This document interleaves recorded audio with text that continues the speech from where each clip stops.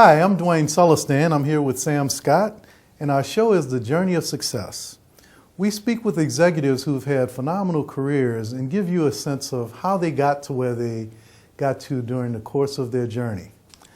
Sam, great to have you here. Thanks for joining us. Thanks for inviting me. I didn't say a whole lot about your bio, but you've been the CEO of a large multinational company on many boards. Can you give us a little sense of some of the roles that you've had in your career? Well, as you said, I retired as CEO and chairman of our company, but prior to that I'd been COO, head of the divisions, and worked my way through what was then CPC International and Corn Products for almost 37 years. Today I currently serve on 3 corporate boards and work in a number of philanthropic endeavors in Chicago and around Chicago, again serving as either board of director or board of trustee, but involved in a number of things in the city. Great. Well, let's go back a little bit in your journey. When do you think you realized that you could be the CEO of a multi-billion-dollar entity? Probably the day before I was offered the job. As you go through your career, you have aspirations, you have targets. Being an African American in corporate America back when I was coming up, I probably really didn't think I did have a shot at it. Perhaps 10 or so years before I actually got the role, maybe a little less than that, I was approached by the then VP of HR of the corporation, and he told me that I was in line to become, I was one of 3 people in line to become CEO of CPC International at the time. Even then I wasn't in total belief of that being a possibility, but when they decided to spin off my division and we became a publicly traded company, it was obvious at that point in time that I went out as COO and the CEO was then 2 years from retirement, and the intent was for me to roll into that move, so into that position. So that's kind of when I knew it really could happen. Wow, that's still exciting to actually get there. And I'm sure along the way you've had a few hurdles that you had to overcome. Any couple of stories that come to mind? I remember you shared one early on when you were in college, and then I'm sure there was some in your professional career as well. Well, my college story is one that I'm not too proud of, but I'm glad I got over it. I flunked out of college at the end of after my second year. And that was the wake-up call that I needed, I think, having to go home to my parents and explain to the fact that I had failed and was out of school. My dad stepped up to the plate, we went out, I got back in without missing a semester, fortunately. And from that point, at least in school, things went along very nicely. I graduated with an engineering degree.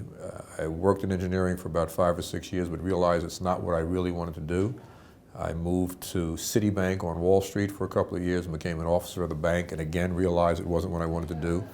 The good learning from that is if in fact it's not something you want to do, move on. And I went to Wall Street because I decided I needed some financial background to go to where I thought I wanted to be. And when I finally left there, I ended up at CPC, which is where I finally retired. The intent was to get some marketing experience and put that together with the financial and the engineering, and I thought I had a pretty good resume. As it turns out, it was a decent resume, and I was able to stay there and move up in the organization. Well, that's outstanding. Now, as you think about those different pieces, were there any particular hurdle that was more memorable professionally? Probably the thing that was the key driver in my career, I had had an opportunity to work on rebuilding our organization, shutting down old plants and supporting and building new plants. And we had a test plant, a test for the organizational structure of the plant in California, and my boss wanted me to go to California. I had just gone through a divorce, I had a 6-year-old son, and I did not want to leave him. And I turned the job down probably 4 times. And finally he said, look, I want you to go, it's good for your career. And I finally decided to do it. I went out there, and that probably from a personal point of view was the most difficult thing to do, to just leave New Jersey, where I was working at the time, to go to California.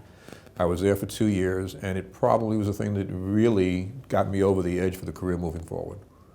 Wow, that's fantastic. So realizing that sometimes you have to jump out of your comfort zone to realize the next level of success. Oftentimes you have to jump out of your comfort zone. I mean, I think that's one example of it, but in many instances, even moving to the banking industry as I said, out of engineering, I had no clue what it was like working on Wall Street.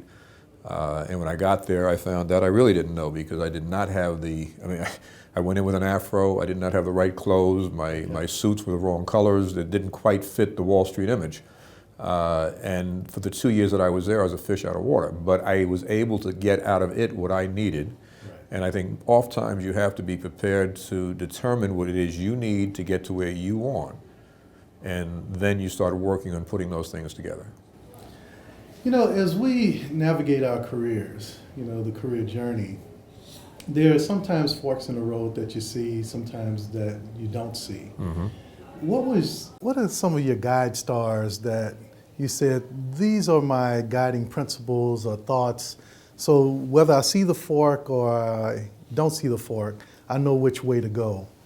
Well, I think one of the biggest things that most people don't do in their own personal career, but they do as a result of running a business, is to set a target and a goal a ways out. And as you start laying out what it is you'd like to accomplish 5 years from now, perhaps even as far out as 10 years from now, it kind of sets a path as to what fork in the road you should take. You may have to adjust, and you may not know exactly how you're going to get there, so there are going to be adjustments along the way. But if you don't know where you're going, right, it's kind of hard to determine which fork you want to take. So I think all of us have to look at how we navigate our own careers. It's not always easy. Things don't always work out the way we plan them to work out, but I think it's very important that we determine where we would like to go and then try to move in that direction.